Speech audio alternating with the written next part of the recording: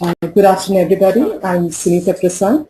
On behalf of National Entrepreneurship Network and Wadhwani Foundation, I'd like to invite all of you today for this webinar. I'd like to introduce our expert for today, Mr. Harish Bijoor. Mr. Bijoor is currently a brand domain specialist.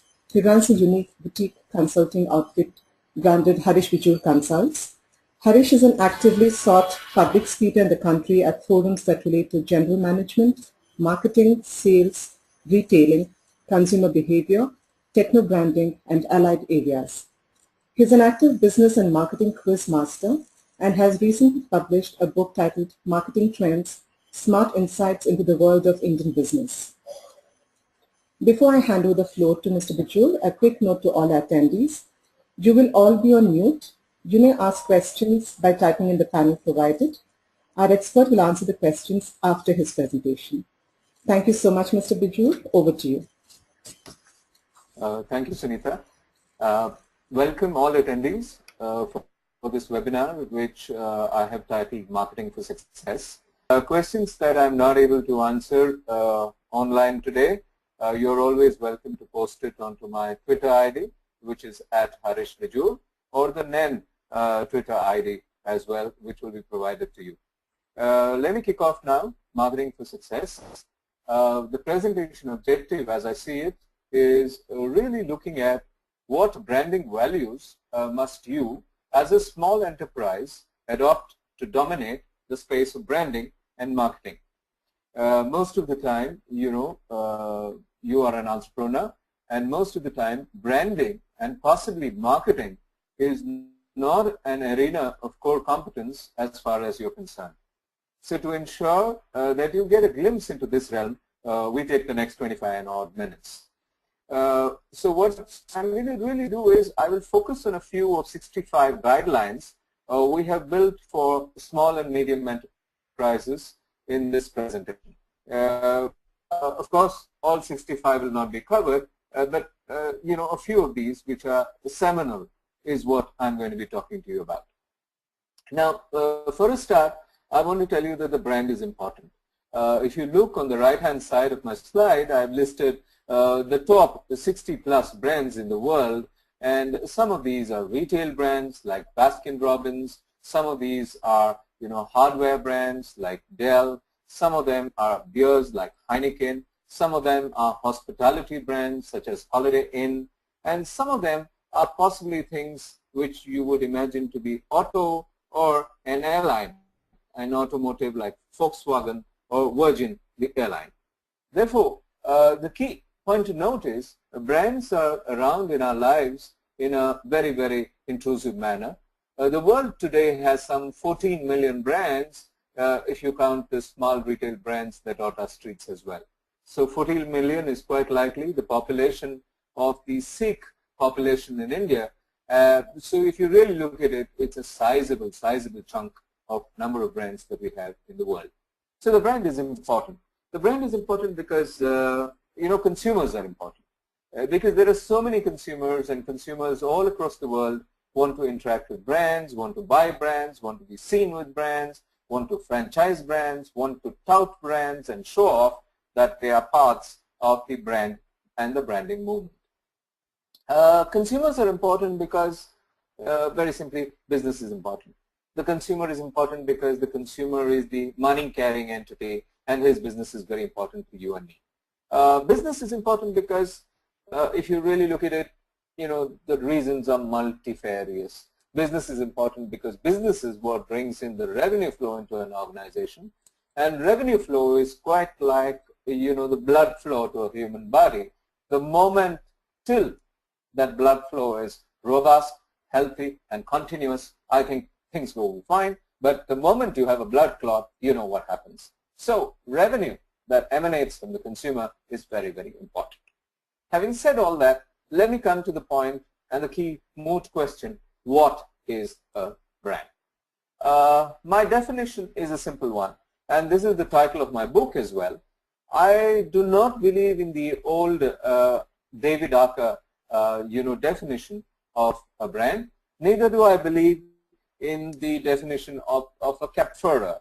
Most of these definitions are very manufacturer-centric. My definition of a brand is a very simple one, and it is also the title of my book. It simply says the brand is a thought. The brand is a thought, a simple thought that really lives in a person's head. To that extent, any thought that lives in your head is a brand. And by that very broad definition of mine, a Bata is a brand in your head, a Tata is a brand in your head, and Amul is a brand in your head, your grandmother is a brand in your head, your tough father is a brand in your head, your loving mother is a brand in your head. So essentially, a brand is every thought that lives in your head. To that extent, the thought of your grandmother possibly fights the thought of a brand of, let's say, butter called Amul. And to that extent, brands live and thrive in the mind space of a human being. Let's come to the next one. This brand thought that I'm talking about is powerful, very powerful, is leadership, because when you go to a store and you ask for a particular brand, it is this leadership that comes to the fore. It causes for a purchase, it causes for a happiness, it causes for a use, and most importantly, it causes for a reuse and a refranchise of the original brand. If I ask you this question, what is Red Bull? And if you could actually interact back with me, most of the time you would say Red Bull is an energy drink. But the fact is, Red Bull is not an energy drink only. Red Bull is a bull which is colored red. That is the power of a brand.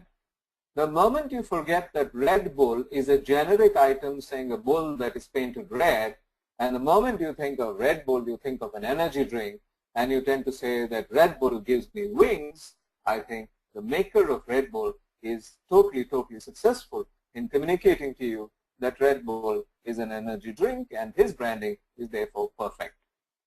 So the ultimate test of a brand is the moment you start thinking Red Bull is an energy drink and you forget all bulls, colored red or otherwise, I think the brand Red Bull has arrived. The moment you forget that brand Kingfisher is a bird, and the moment you think Kingfisher to be a beer or an airline, I think the brand has actually arrived. And that is the power of a brand. And this thought that comes to your mind is the premium. This powerful thought is leadership. Watch out, it can actually be positive, and at times it can be negative as well. The brand is omnipresent. It's all around in our lives. The brand is omnipotent. You can't do a single thing without a brand today. We've done an audit in India and we find that an average Indian franchises 47 brands in a single day, and that's a lot, which means that it's omnipotent. You feel powerful with brands, and the brand is omniscient. It's in your psyche. Many of us think and talk like brands. If you look at it, these three facets of a brand, the fact that the brand is actually omnipresent, the brand is omnipotent, and the brand is omniscient, causes for the power of a brand. Some thoughts then. I'm going to take the next several minutes talking to you about some mantras in my mind as to what a small enterprise can do. I'm going to talk maybe 7 to 8 mantras. I'm not sure how many I'll be able to cover, but whatever I cover, I think the depth is important, the width not so much. So mantra number 1 is small is beautiful. Because you're a small enterprise possibly. It's always good to think that small is beautiful because small can be powerful. If you look at it, it really is powerful because the most powerful constituent is the constituent represented by the number 1. I'll tell you how and why, and I'll also show you some examples as to why small is beautiful. Small, actually, it's important for you, if you're a small enterprise, to stand out from the clutter of mass market produce. Take the market for toothpaste. I mean, the toothpaste market has a total of 14 different big brands, but the 15th one could be a small brand manufactured in Karnataka. Now, this guy can actually stand out differently and say that I am a small guy. I make toothpaste by hand, whereas big manufacturers make it in machines. and over a period of time he can actually step out and say that handmade toothpaste are, specific specialty toothpaste, whereas machine-made toothpaste are made by everybody. So while every Tom, Dick and Harish can make a toothpaste in a factory, this one guy from Holenarspura will say that I make a limited quantity of toothpaste, I make it by hand, I sell it in a limited manner, and therefore it's niche, and for this niche produce you must pay more. So small actually has the potential of standing out, provided you're proud of being small. I think most small enterprises are not very proud of being small. All small enterprises want to aspire to be very big, either become big or get bought out and be big. My advice to you is respect the fact that you're small. Use the USPs, the unique selling propositions that you can create for your small market produce and stand out from the rest. Occupy the niche. The niche is a very important part of a mind. When mass produced items go out of fashion, the one item that comes into fashion is the niche produced item. This goes for FMCGs, this goes for durables, this goes for literally every space. It goes for technology products, it goes for service products, it goes for restaurants. People, I think, get tired of eating at a McDonald's. It is a mass market produce, and therefore what do they want? They want to find out that niche small little place in Baswangudi in Bangalore, or in a corner in Crawford Market in Mumbai, where you will find that small little idli shop or that small little donut making outlet which gives you the specific niche product. The David versus Goliath effect in markets of the West is very, very evident. In the West is all dominated by Goliath brands, the big brands, and big brands are being hated today. The small brands which fight the Goliath effect in markets is liked much more. I think India is also getting ready for that generation. The small sector initiative, the small scale industry effort, is actually something that can be taken forward with a small is beautiful mind. I'll give you an example of the Indian broom. We marketed some years ago, I took the humble Indian broom and we marketed it in the markets of the United States of America. What did we do? The small Indian broom is actually an SSI effort. Literally every household in rural India, in villages, about 6 to 7 households make broomsticks and they sell it in their local market. When they sell it in their local market, they sell a broomstick for 3 rupees per broomstick. When they sell it in the big city, it sells at 50 rupees. But that seemed the bandwidth up to which you could go with a small, enterprise. So we looked at the fact that, the Indian broom actually is an exciting broomstick because it's totally eco-friendly. The broomstick is an output of an agricultural product. It could be a ragi broomstick, it could be a wheat broomstick, it could be a rice broomstick, it could be a sugarcane broomstick. So if you look at it, the broomstick is a produce which is a plant produce. So what did we do? We did a total audit and we found out there are 752 types of broomsticks in the Indian market. So we picked only 18 of them and then we got a sandwich glass maker who to put together a sandwich glass effort, whereas we took a broomstick, showcased it within a sandwich glass, and at the bottom we put a small brass plaque. We gave the broomstick a name, and we also looked at the origin of the broomstick as to where it came from, what is the flora and fauna around in that area, and we put this entire messaging at the bottom. We took a total of 1 container load of such broomsticks and we exported it into the United States of America. The broomstick was not meant to be a broomstick to actually clean your floors, because in the United States, most of them use cleaning machines, which are actually vacuum cleaners. Whereas here, the Indian broom was not going to clean floors in the United States. Instead, this Indian broom was meant to hang in the best homes of the United States of America. Every one of these broomsticks was sold at an average of $252 US. And we actually plowed this money back into the small sector, which contributed the broomstick. So if you really look at it, it's all in the ideas. Small is really beautiful. I'm very proud to say that as many as 41,000 homes in the United States today have an Indian broom hanging on their walls. It is a gifting item for some. And guess what? It's all in ideas. So small is really beautiful. Take a small enterprise and take it forward. Mantra number 2 is the organic bounty. The organic language is in today. So if you are a manufacturer of food or beverage, I think going the organic route is a great thing to do. The organic potato is in big demand in big cities of India. If you walk into a Delhi organic store, you'll find small little dirty looking mingified pock-marked potatoes selling at the price of 3 times a regular potato. And that price comes fundamentally because the organic potato, this small little creature, is actually developed and grown without pesticides and fertilizers. So people are willing to pay a multiple of 3x on their normal, regular, healthy looking, strong, big and clean looking potato. So people are morphing in their habits and attitudes. Organic chocolates, organic potatoes, organic everything.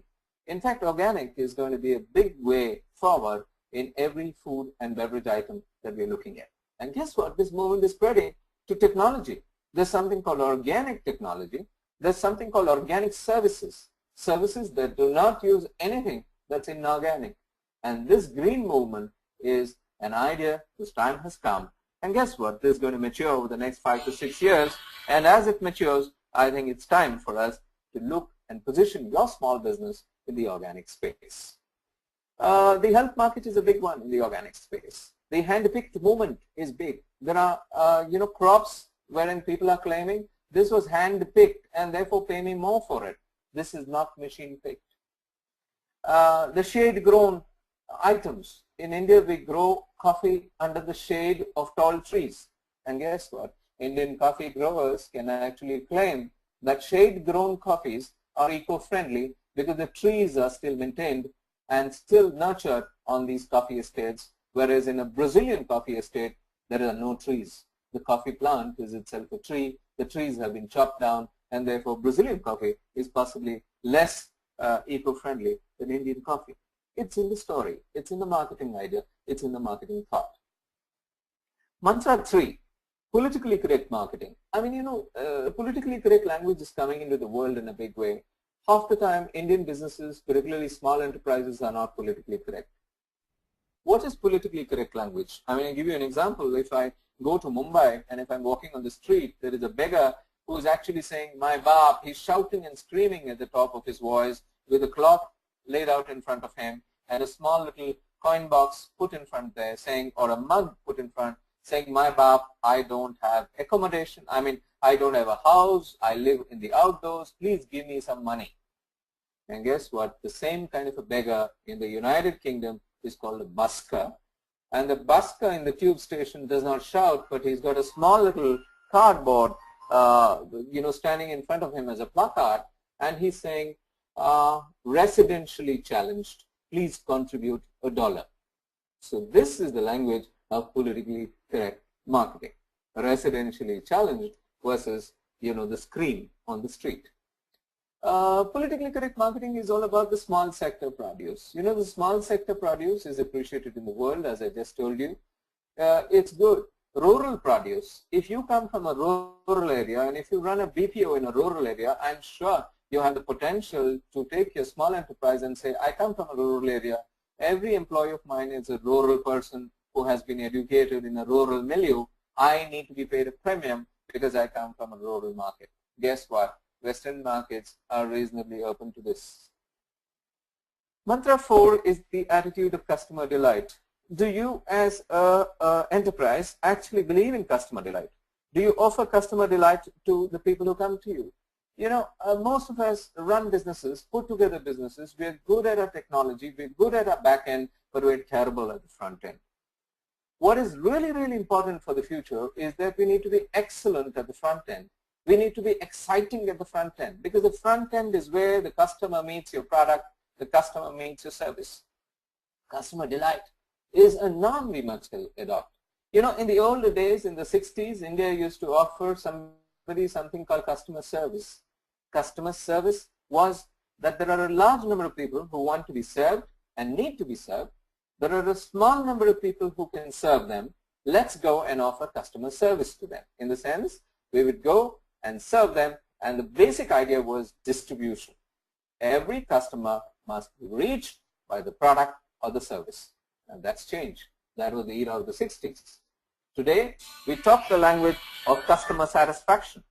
What is customer satisfaction? Customer satisfaction is all about saying that, hey, listen, I need to not only service the customer, but I must offer satisfaction. The customer must be delighted. And therefore, if you really look at what's happening, we move from service to satisfaction. That was in the era of the 70s.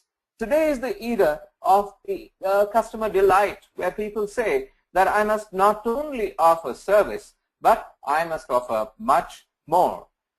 If you look at it, we are talking the language of delight, and just as we're talking the language of delight, the Western markets are talking the language of ecstasy. The customer must not only be delighted, but there must be ecstasy which must be offered to the customer at large. So if you really look at it, customers across the world are getting to be demanding. We have moved from the era of customer service, we have moved to the era of customer satisfaction. From there we move to the era of customer delight, and then we move to another era which is called the customer ecstasy era, and then we move further to another era of what next. And that what next is what I call to be a simple thing called customer orgasm. Because I think the human being out there is really looking for the best norms and the best standards of satisfaction. And incidentally, as per research exercise that I've conducted in India, we have found out to our happiness / shock that a person in India does believe that the orgasm is the ultimate in the delight spectrum of a human being. Nobody admits it, but this seems to be the eternal truth. So if you look at it, what is next? It's customer orgasm. And I think every player needs to offer the best standards of customer delight, ecstasy, and orgasm to the consumer at large. Mantra number 5, innocent marketing. I think innocent marketing is a new thing that's coming about. What is innocent marketing? The world is cynical today if you really look around. And if you look around, I'm saying be different in the cynical world. Focus on innocent marketing. If you're a small enterprise, you're not a marketing corrupted person. And if you're not marketing corrupted, you must stand up and say, hey, listen, I have no access to marketing or its many tools and devices. Hey, listen, I am a person who is innocent, and everything that I do is innocent marketing. I do believe in innocent marketing is an idea whose time has come, and I think we can develop a logo for innocently marketing products, and I think we can take it to the government of India and present it to the India Brand Equity Fund and say that, hey, listen, we need to get going and offer innocently marketed products which will actually get a premium in Western markets. Mantra number 6, it's in the marketing, I think. The India story is very important. India's story is all about being a very old nation. Let's use our India language.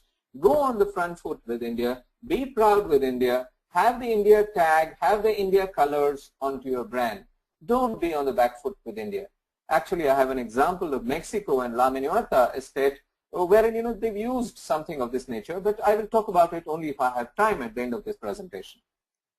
Get consumer-centric. That's what I'm saying. I've gone with you for the last 23 minutes, and I'm a very time-conscious person, as you are, and I think we have 2 minutes, so let me quickly get to the chase, cut the chase, and say, get consumer-centric. Avoid the ridiculous. Avoid the ridiculous stuff that big marketeers have told people. Marketing the sublime and the ridiculous has gone a bit too far in our country. Consumers are trusting advertising less and less, so don't advertise. Small enterprises cannot afford to advertise. If you're a non-advertised product or service, you will be trusted. Maybe you should claim loudly and say, I am a non-advertised service. I am a non-advertised product, and therefore I must be better than the guy who advertises. In any case, I don't waste 30% of my total volume and value onto advertising, and therefore what I save must be coming back to the customer. Bigger brands have done disservice to consumer mindsets. Marketing high is really distancing the real consumer from the maker of the advertising. Advertisers are being trusted less. If you go to a party and they find out that you're a marketing guy, they'll say, oh, I see, and they will switch off from you because marketing guys love to talk a lot, and marketing guys don't necessarily talk too much of the truth, and that is a worry. So distance yourself from marketing hype as a small player. We have done enough in this space. The honest shirt, we have in the market something called an honest shirt. How can a shirt be honest? We had a toothpaste in the market called a toothpaste with oxygen in it. What next? Will you put nitrogen in it? Or better still, put helium in it so that the toothpaste floats in your bathroom tomorrow? I think we've gone too far.